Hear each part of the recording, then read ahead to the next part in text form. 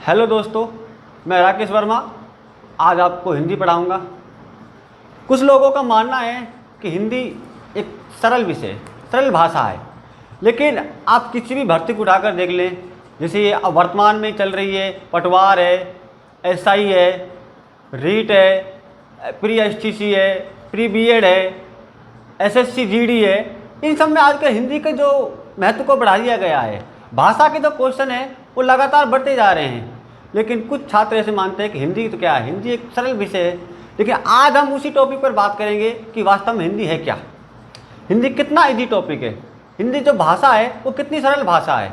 उसी भाषा में आज हम जो टॉपिक पढ़ने जा रहे हैं वो टॉपिक है हमारा कारक। अब सबसे पहली बात तो दोस्तों क्या है कि कारक है क्या, कारक का मतलब क्या होता है, इसमें हमें क्या क्या करना पड़ता है।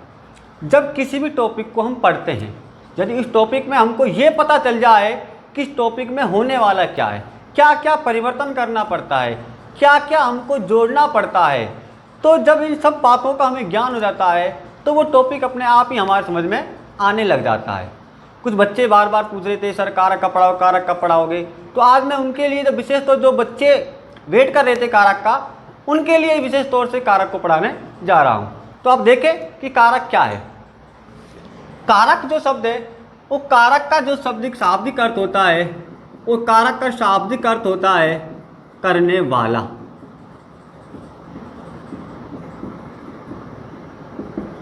अब करने वाला क्या, क्रिया, जो क्रिया को करने वाला क्या है, कारक। ऐसा कुछ विशेषज्ञों का मानना भी है कि क्रिया को करने वाला कारक कहलाता है, but I think is wrong. कारक क्या है कि कारक क्रिया को संपादित करने वाला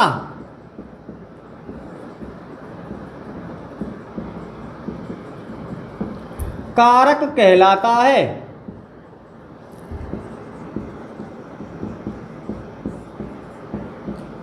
संपादित कैसे करता है या फिर क्रिया को करने वाला कारक क्यों नहीं है, वो हम भी देख लेते हैं।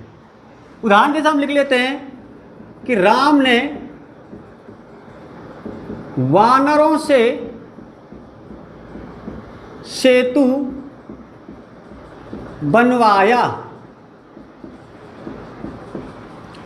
अब देखो यहां क्रिया किसकी हो रही है, बनवाने की। किसने बनवाया, राम ने बनवाया। अब क्रिया को करने वाला कारक कहलाता है। इस परिभाषा के अनुसार क्रिया को कौन करवा रहा है, राम। तो राम हमारा क्या हो गया है, कारक। अब क्या वानर कारक नहीं है, वानर भी तो कारक है।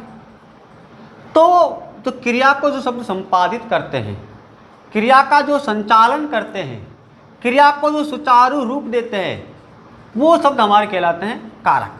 अब हम इन इसी वाक्य में से यदि हम कारक चिन्हों को हटाकर देख लेते हैं, एक तो चिन्ह क्या है हमारा, नहीं, एक क्या है हमारा, से।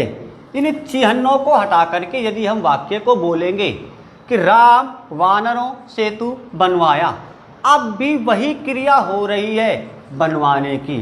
अब भी कौन बनवा रहा है, राम बनवा रहा है। लेकिन जो वाक्य है उस वाक्य का शाब्दिक और सार्थक अर्थ नहीं निकल पा रहा है। क्यों, क्योंकि बिना कारक चिन्हों के जो क्रिया है वो अपना शाब्दिक और सार्थक अर्थ नहीं देती है। इसलिए कि क्रिया को संपादित करने वाले जो शब्द हैं वो शब्द हमारे कारक कहलाते हैं। अब बात करते हैं कारक क्या है, होते कितने हैं। हिंदी भाषा में कारकों की संख्या होती है 6। संस्कृत भाषा में कारकों की संख्या होती है 6। और तो हम बात कर रहे थे कारकों के प्रकार। संस्कृत भाषा के अनुसार देखें तो संस्कृत भाषा के अनुसार जो कारक होते हैं वो कारक होते हैं, संस्कृत भाषा के अनुसार जो कारक हैं वो कारक होते हैं हमारे 6। संस्कृत भाषा के अनुसार कारकों की संख्या होती है 6। अब जब बात करते हैं हम हिंदी भाषा की, तो हिंदी भाषा के अनुसार भाषा के अनुसार कारकों की संख्या होती है 8। अब वो दो कौन से कारक हैं जो संस्कृत भाषा में नहीं गिने जाते परंतु हिंदी भाषा में उनकी गणना की जाती है? वो जो दो कारक हैं हमारे, वो दो कारक हैं हमारे संबंध कारक और संबोधन कारक। ऐसा क्यों कि संस्कृत भाषा में इनकी गिनती नहीं होती है और हिंदी भाषा में इनकी गिनती की जाती है? उसका कारण यह है कि जो संस्कृत भाषा के जो विशेषज्ञ हैं उनका मानना है कि इन दोनों कारकों का संबंध कारक और संबोधन कारक, इन दोनों कारकों का कर्ता के साथ, क्रिया के साथ सीधा सीधा संबंध नहीं होता है। यदि क्रिया के साथ सीधा सीधा संबंध इनका है तो ये संस्कृत भाषा में भी इनकी गणना होती है, लेकिन वो ऐसा नहीं मानते। उनका मानना है कि जो संबंध कारक और संबोधन कारक है उनका क्रिया के साथ सीधा सीधा संबंध नहीं होता, इसलिए उनकी संस्कृत भाषा में गिनती नहीं होती। लेकिन हिंदी भाषा के जो विशेषज्ञ हैं उनका मानना है कि हिंदी भाषा में कारकों की संख्या 8 होती है। अब वो 8 कारक कौन कौन से हैं उनको एक नज़र में हम देख लेते हैं। तो पहला जो कारक है हमारा वो है हमारा कर्ता कारक। नंबर 2 कारक है हमारा कर्म कारक।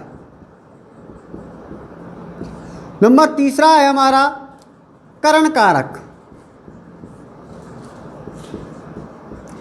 नंबर 4 है हमारा संप्रदान कारक। नंबर 5 अपादान कारक।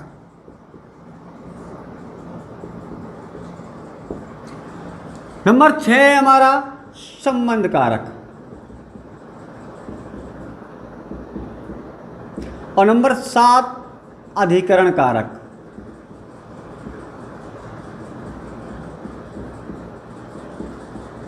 और लास्ट जो कारक है नंबर 8 वो कारक है हमारा संबोधन।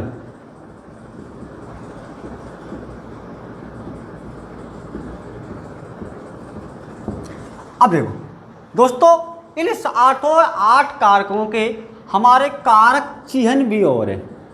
अब वो कारक चिन्ह हमारे कौन कौन से हैं एक नज़र उनको भी देख लेते हैं। कर्ता कारक का जो कारक चिन्ह होता है वो होता है हमारा ने। कर्म का होता है को। करण का होता है से, के द्वारा। संप्रदान का होता है के लिए। अपादान का होता है से अलग। संबंध का की, के, रा, री, रे। अधिकरण का मैं, पे, पर। संबोधन हे, ओ, अरे। ये इनके हमारे कारक चिन्ह होते हैं। हिंदी भाषा में ये 8 कारक होते हैं। 8 कारकों के ये हमारे कारक चिन्ह होते हैं। अब हम एक एक कारकों को अलग अलग तरह से पढ़ेंगे। अब रिपीट कर लेते हैं कि हिंदी भाषा के जो 8 जो कारक है हमारे, कौन कौन से कारक है, उनके कारक चिन्ह क्या हैं। पहला कारक है हमारा कर्ता कारक। कर्ता कारक का कारक चिन्ह होता है ने। कर्म का कारक चिन्ह होता है को। करण का कारक चिन्ह होता है से के द्वारा। संप्रदान का के लिए। अपादान कारक का से अलग। संबंध कारक का की, के, रारी, रे। अधिकरण कारक का मैं, पे, पर। संबोधन कारक का कारक चिन्ह होता है हे, ओ, अरे। एक बार आप इसका स्क्रीनशॉट ले लें, उसके बाद फिर हम एक एक कारकों को पढ़ेंगे।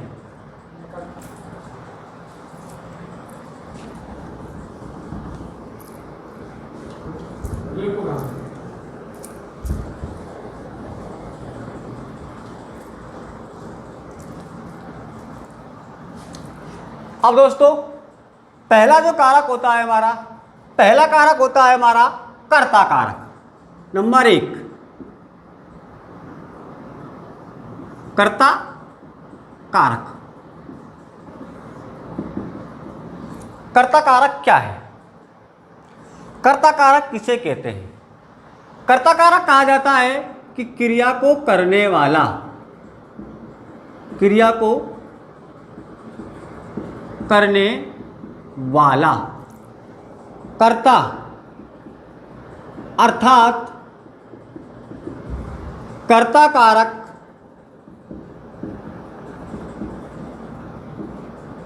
कहलाता है।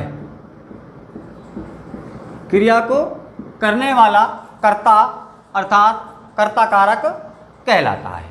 जैसे उदाहरण के लिए हम देख लेते हैं, वह जयपुर गया। अब यहां जो क्रिया किसकी हो रही है? जाने की। गया कौन है? क्रिया को किसने किया? वह। तो वह जो शब्द है हमारा, वो हमारा कर्ता कारक कहलाता है। जैसे मोहन पतंग उड़ा रहा है। अब क्रिया किसकी हो रही है? उड़ाने की। कौन उड़ा रहा है? मोहन। तो मोहन हमारा क्या हो जाएगा? कर्ता कारक। कर्ता कारक का पता लगाने के लिए दोस्तों हम कौन शब्द से प्रश्न करते हैं। कौन शब्द से प्रश्न करने के बाद जो हमारा आंसर आता है वो हमारा कर्ता कारक कहलाता है। अब हम देखते हैं कि जो कर्ता कारक है, ये कर्ता कारक दो प्रकार के होते हैं। कौन कौन से प्रकार है हमारे? पहला प्रकार होता है हमारा, एक होता है व्याकरणिक कर्ता।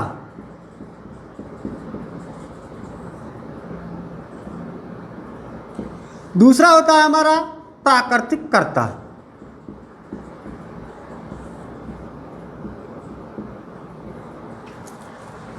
अब व्याकरणिक कर्ता क्या है और प्राकृतिक कर्ता क्या है? व्याकरणिक कर्ता उसे कहा जाता है कि वह कर्ता जो सजीव होता है।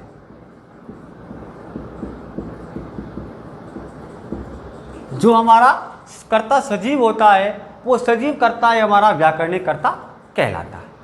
कर्ता कारक के दो प्रकार होते हैं, व्याकरणिक कर्ता होता है और दूसरा होता है प्राकृतिक कर्ता।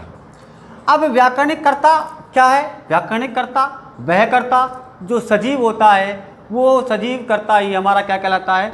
व्याकरणिक कर्ता कहलाता है। जैसे उदाहरण के लिए हम देख लेते हैं कि मोर नाच रहा है।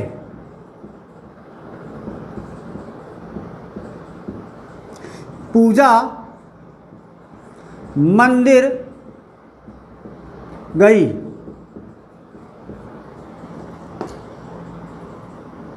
राम ने रावण को मारा। यहां जो कर्ता है हमारे मोर, पूजा, राम, ये तीनों के तीनों जो कर्ता हैं हमारे वो सजीव है। और जो सजीव जो कर्ता होते हैं, सजीव कर्ता हमारे व्याकरणिक कर्ता कहलाता है। अब हम बात करते हैं प्राकृतिक कर्ता कि प्राकृतिक कर्ता क्या है। प्राकृतिक कर्ता हम उसे कहते हैं कि वह कर्ता जो हमारा निर्जीव होता है। जो कर्ता निर्जीव होता है वह हमारा प्राकृतिक कर्ता कहलाता है।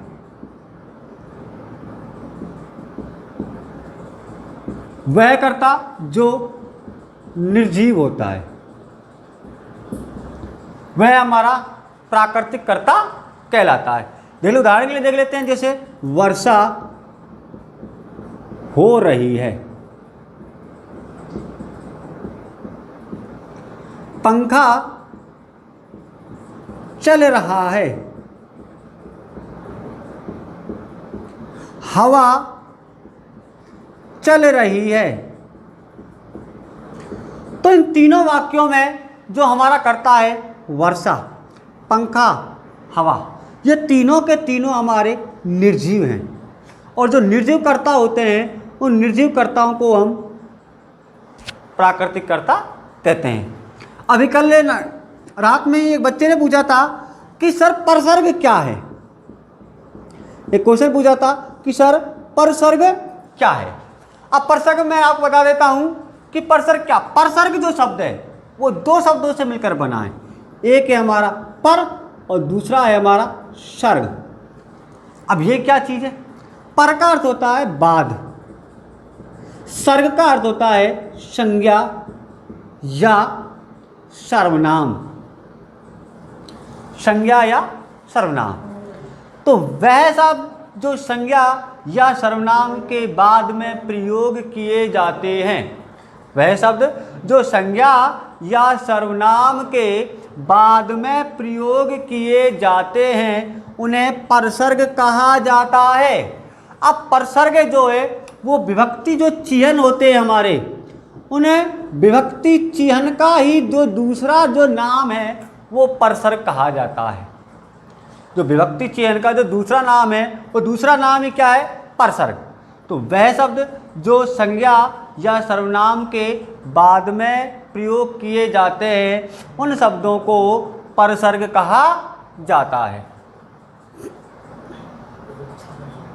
एक बार आप स्क्रीनशॉट ले लेते हैं। उसके बाद हाँ दोस्तों, तो परसर्ग आपको समझ आ गया होगा कि परसर्ग क्या है। परसर्ग दो शब्दों से मिलकर बनता है, पर प्लस सर्ग। पर का शाब्दिक अर्थ होता है बाद में, सर्ग का शाब्दिक अर्थ होता है संज्ञा या सर्वनाम। तो वह शब्द जो संज्ञा या सर्वनामों के बाद में लगते हैं उन्हें परसर्ग कहा जाता है। तो उसके बाद एक बच्चे ने भी पूछा था कि सर विभक्ति चिह्न किसे कहते हैं? जो विभक्ति चिह्न है ये विभक्ति चिह्न किसे कहते हैं?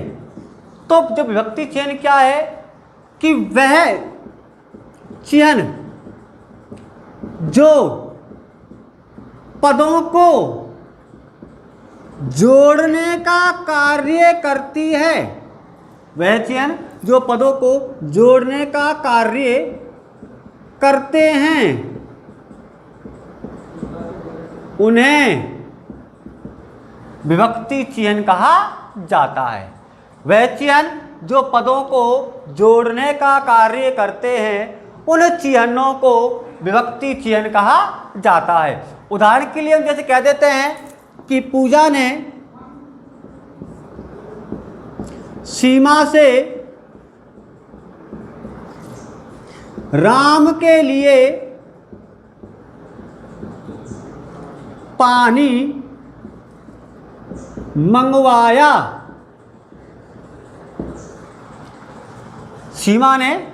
पूजा ने सीमा से राम के लिए पानी मंगवाया।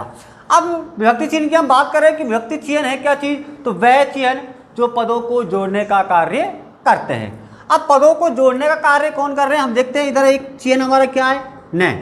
एक क्या है हमारा? से। एक क्या है हमारा? के लिए। यदि इन चिह्नों को हम हटा देते हैं और उसके बाद इनके बिना हम वाक्य को पढ़ते हैं तो वो वाक्य हमारा सार्थक नहीं होगा। जैसे उदाहरण के लिए हम देख लेते हैं कि पूजा सीमा राम पानी मंगवाया। क्या वाक्य सार्थक है? नहीं है। तो ये जो विभक्ति चिह्न है ये वाक्यों को सार्थक करते हैं। अब विभक्ति चिह्न के साथ हम वाक्य को पढ़ते हैं कि पूजा ने सीमा से राम के लिए पानी मंगवाया, तो ये वाक्य अब हमारा सार्थक है। तो वह चिह्न जो पदों को जोड़ने का कार्य करते हैं वे हमारे विभक्ति चिह्न कहलाते हैं। अब दोस्तों हम पढ़ेंगे कि कर्ता कारक में कौन कौन से विभक्ति चिह्नों का प्रयोग किया जाता है और किस स्थिति में किस चिह्न का प्रयोग किया जाता है। नंबर पहले देखते हैं हम सर्वप्रथम कि कर्ता कारक में ने विभक्ति चिह्न का प्रयोग।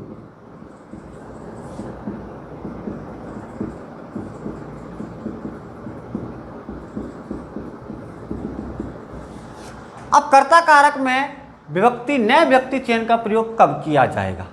इसका जो पहला नियम है वो पहला नियम इसका ये कहता है कि जब क्रिया भूतकाल में घटित हो, जब क्रिया भूतकाल में घटित हो तो कर्ता कारक के साथ ने विभक्ति चिह्न का प्रयोग किया जाता है। जैसे उदाहरण के लिए हम देख लेते हैं कि राम ने पुस्तक पढ़ ली। अब यहाँ जो क्रिया हो रही है पढ़ने की, वो भूतकाल की हो रही है, उसने वो कार्य पूरा कर लिया पहले ही, तो कर्ता कारक के साथ नए व्यक्ति चिन्ह का प्रयोग किया जाएगा। जैसे सीमा ने आम खा लिए, यहां कर्ता कारक के साथ नए व्यक्ति चिन्ह का प्रयोग किया जाता है। राम ने रावण को मारा, यहां जो न है वो कर्ता कारक के साथ प्रयोग किया जाता है। तो जब क्रिया भूतकाल में घटित होती है तो कर्ता कारक के साथ नए विभक्ति चिन्ह का प्रयोग किया जाता है। उसके बाद देखते हैं दोस्तों, हम एक बार आप स्क्रीनशॉट ले लें, उसके बाद फिर देखेंगे कि कर्ता कारक में नए विभक्ति चिन्ह का प्रयोग कब और कहां किस स्थिति में किया जाता है। तो दोस्तों अब जब बात करते हैं कि कर्ता कारक में नए विभक्ति चिन्ह का प्रयोग कब और किस स्थिति में किया जाता है। दूसरा जो नियम होता है इसका, वो कहता है कि जब कर्ता कारक में नए व्यक्ति चिन्ह का प्रयोग, क्या कह रहा है वो, कि जब क्रिया प्रेरणार्थक हो, जब क्रिया प्रेरणार्थक हो तो कर्ता कारक में नए विभक्ति चिन्ह का प्रयोग किया जाता है। अर्थात अब बात करें प्रेरणार्थक क्रिया क्या है सर, तो प्रेरणार्थक क्रिया होती है कि जब कर्ता स्वयं क्रिया ना करके किसी दूसरे से क्रिया करवाता है तो वो कहलाती है हमारी प्रेरणार्थक क्रिया। तो जब क्रिया प्रेरणार्थक हो तो कर्ता कारक में नए विभक्ति चिन्ह का प्रयोग किया जाता है। जैसे उदाहरण के लिए हम देख लेते हैं कि पूजा ने सीमा से भिखारी को वस्त्र दिलवाए। अब दोस्तों यहां जो क्रिया हो रही है दिलवाने की हो रही, जहां दिलवाने की जो कार्य किया है पूजा ने स्वयं क्रिया नहीं की, क्रिया जो स्वयं करता ना करके किसी दूसरे से करवाता है। अब पूजा ने क्रिया स्वयं ने की, किससे करवाई है, सीमा से। तो यही हमारी प्रेरणार्थक क्रिया है कि जब का कर्ता स्वयं क्रिया ना करके किसी दूसरे से करवाता है, किसी अन्य से करवाता है, तो वो हमारी प्रेरणार्थक क्रिया कहलाती है। यही स्थिति यहाँ पर है, यहाँ पूजा ने स्वयं क्रिया ना करके सीमा से क्रिया करवाई है। तो जब क्रिया प्रेरणार्थक है तो कर्ता कारक में नए विभक्ति चिन्ह का प्रयोग किया जाता है। उसके बाद हम देखते हैं, जैसे हमने कह दिया कि राधा ने राम को 20 रुपये दिलवाए। यहां राधा स्वयं क्रिया नहीं कर रही, दिलवाने का कार्य कर रही है, किससे दिलवाए, राम से। तो जब क्रिया प्रेरणार्थक हो तो कर्ता कारक के साथ नए विभक्ति चिन्ह का प्रयोग किया जाता है। हम देखते भी है, कारक चिन्ह पढ़ते हैं तो सबसे पहले ये दिमाग में आता है कि कर्ता कारक का जो कारक चिन्ह क्या होता है, वो न होता है।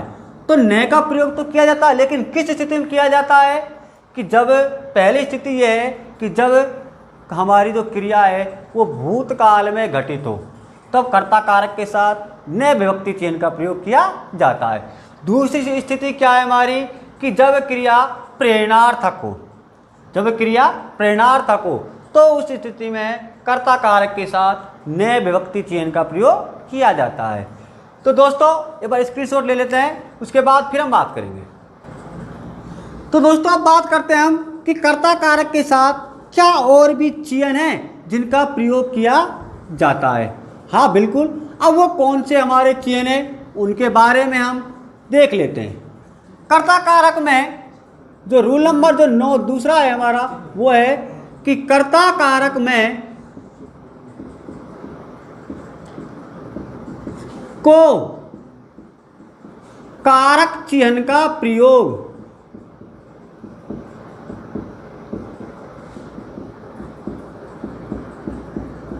कर्ता कारक में को कारक चिह्न का प्रयोग। अब को कारक चिह्न का प्रयोग कब किया जाता है कि जब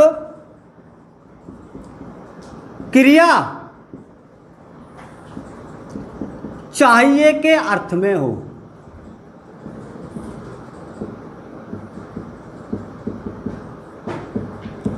जब क्रिया चाहिए के अर्थ में हो तो कर्ता कारक में को कारक चिह्न का प्रयोग किया जाता है। उदाहरण के लिए हम देख लेते हैं, जैसे मोहन को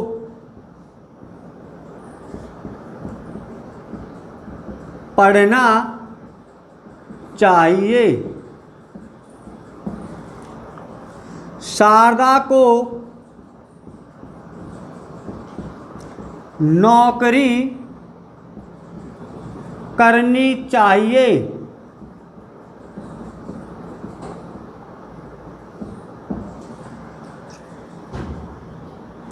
तो जब क्रिया हमारी चाहिए के अर्थ में होती है तो कर्ता कारक में को विभक्ति चिह्न का प्रयोग किया जाता है। तो दोस्तों नियम नंबर दूसरा हमारा यही था कि कर्ता कारक में को विभक्ति चिह्न का प्रयोग तो किस स्थिति में किया जाता है कि जब क्रिया चाहिए के अर्थ में होती है तो कर्ता कारक के साथ को विभक्ति चिह्न का प्रयोग किया जाता है। तीसरा जो इसका नियम है वो तीसरा नियम यह कह रहा है कि कर्ता कारक के साथ से विभक्ति चिह्न का प्रयोग भी किया जाता है। दोस्तों आश्चर्यचकित ना हो, स्तंभित ना हो, ये वास्तविकता है कि कर्ता कारक के साथ से विभक्ति चिह्न का प्रयोग भी किया जाता है। अब कुछ छात्र सोच रहे होंगे अरे को तो करण कारक का चिह्न है। हाँ बिल्कुल है, लेकिन कर्ता कारक के साथ किस स्थिति में इसका प्रयोग किया जाता है। तो इसका जो नियम है वो नियम हमारा ये कहता है कि जब क्रिया भाववाच्य की हो, भाववाच्य की हो तथा नकारात्मक अर्थ देती हो। अर्थात एक तो जो क्रिया है हमारी भाववाच्य की होगी और उसका जो अर्थ निकलेगा वो नेगेटिव, उसमें कोई ना कोई कार्य हमें बाधा उत्पन्न होगी। तो उदाहरण के लिए हम कह सकते हैं कि जैसे सावन से चला नहीं जाता है,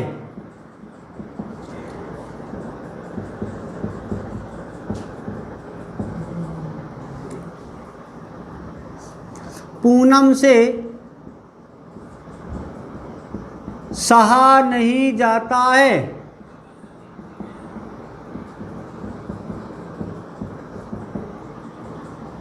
कपिल से पिया नहीं जाता है।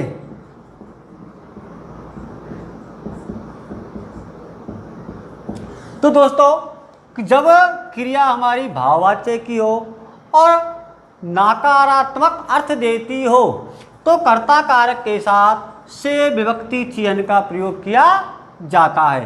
तो यहाँ कर्ता के तुरंत बाद क्या आ रहा है हमारा से, और जो क्रिया है वो तीनों में नकारात्मक अर्थ प्रदान कर रही है। तो ऐसी स्थिति में जब क्रिया भाववाच्य की हो और नकारात्मक अर्थ प्रदान करती हो तो ऐसी स्थिति में कर्ता कारक के साथ से विभक्ति चिह्न का प्रयोग किया जाता है।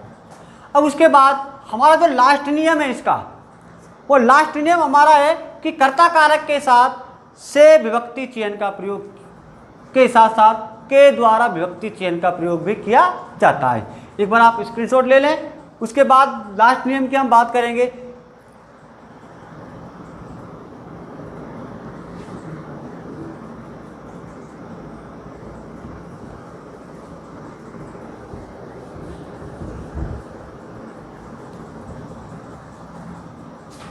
तो दोस्तों हमारा जो लास्ट नियम है वो अंतिम जो नियम वो क्या कहता है कि कर्ता कारक में के द्वारा,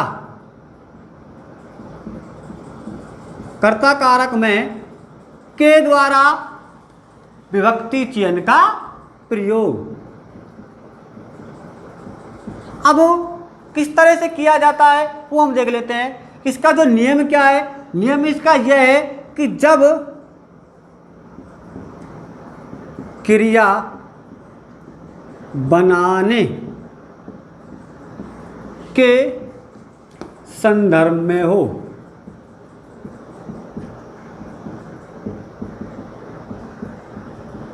जब क्रिया बनाने के संदर्भ में हो तो कर्ता कारक में के द्वारा विभक्ति चयन का प्रयोग किया जाता है।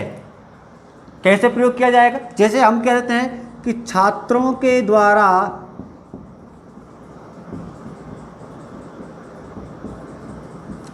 प्रोजेक्ट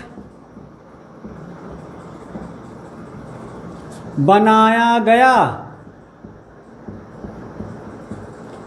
और दोस्तों यह जो क्रिया है वो बनाने के अर्थ में है, और जब क्रिया बनाने के अर्थ में होती है तो कर्ता कारक के साथ के द्वारा व्यक्ति चयन का प्रयोग किया जाता है। जैसे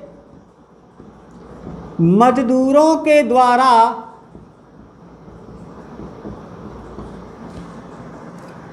घर बनाया गया, तो कर्ता कारक के साथ के द्वारा व्यक्ति चयन का प्रयोग किया जाता है। अंतिम निर्णय हम देख लेते हैं उदाहरण। जैसे छात्रों के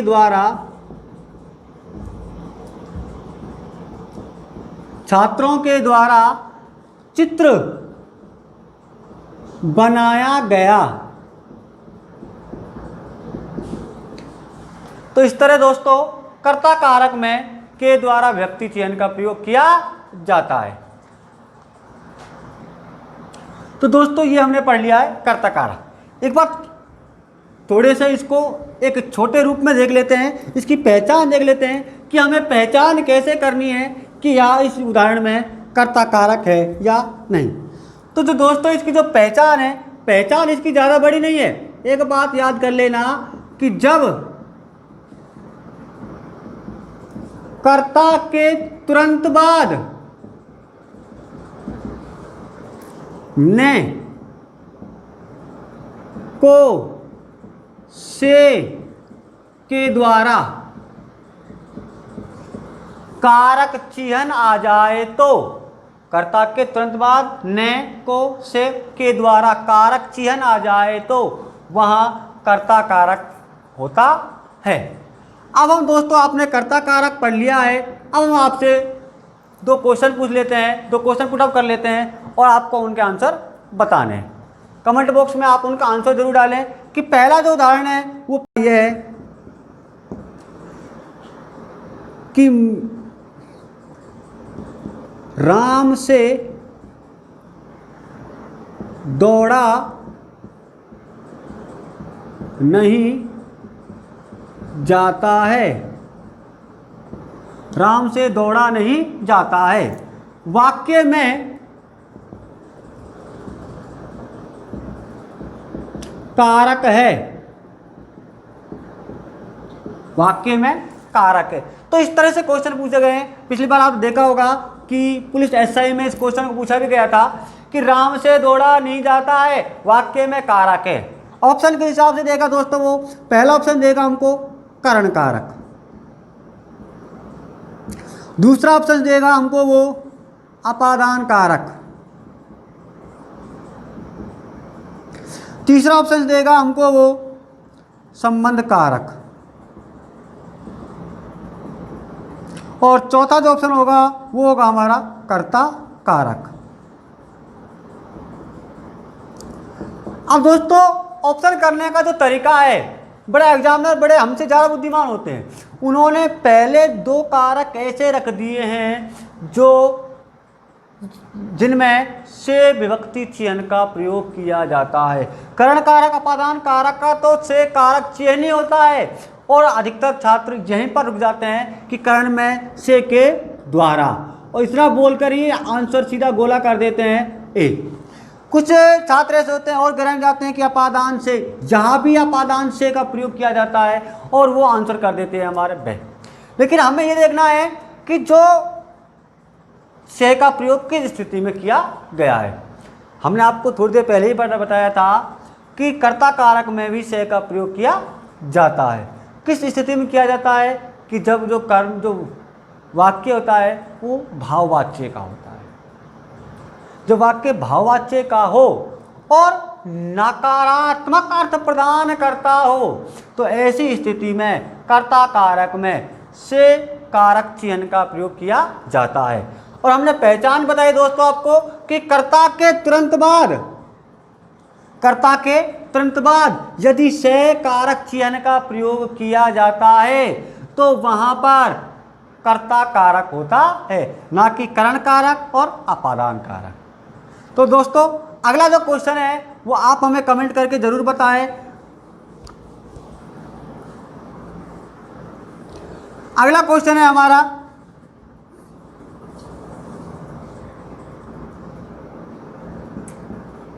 रीना को जाना चाहिए वाक्य में कौन सा कारक है।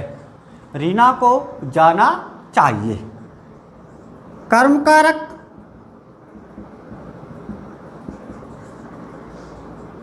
संप्रदान कारक,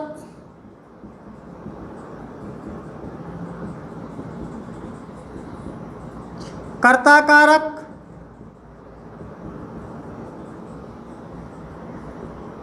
करण कारक। तो दोस्तों आप कमेंट बॉक्स में अपना आंसर दें और वीडियो को लाइक और सब्सक्राइब जरूर करें।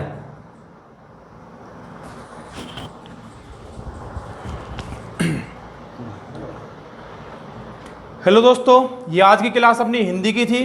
बहुत शानदार क्लास रहने वाली है। आगे भी जो हिंदी की क्लासेस रहेंगी वो कंटिन्यू रहेंगी, क्योंकि बीएसटीसी की बात करें, पटवार की बात करें, अपन फर्स्ट ग्रेड सेकंड ग्रेड बात करें, रीट की बात करें, एसआई की बात करें, तो हिंदी बहुत ही इंपॉर्टेंट सब्जेक्ट है।